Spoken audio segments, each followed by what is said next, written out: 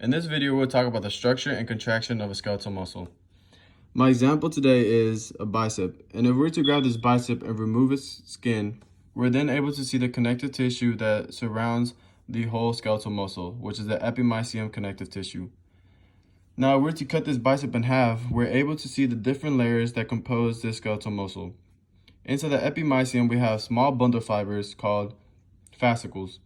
And these fascicles are surrounded by the perimysium connective tissue. And inside the perimysium connective tissue, we have small muscle fibers or muscle cells, which are surrounded by the connective tissue endomysium. And inside the endomysium, we have myofibrils, which are divided up into sarcomeres. And in order to distinguish a sarcomere, we have to locate where the C disc is. So from C disc to C disc is one sarcomere.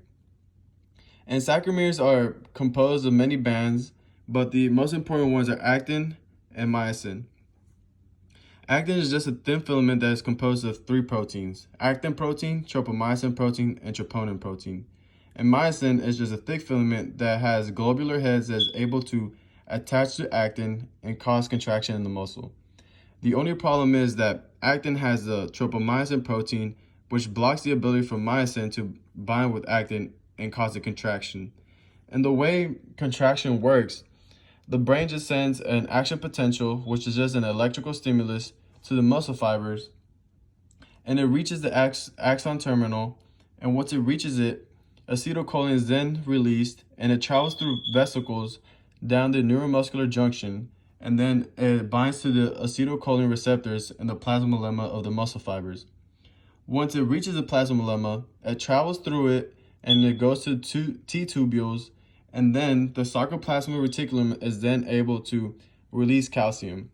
And the importance of calcium is that calcium comes and it binds with the actin filament, and it binds with the troponin protein in order for tropomyosin to move out the way, and then myosin is now able to bind with actin and cause a contraction.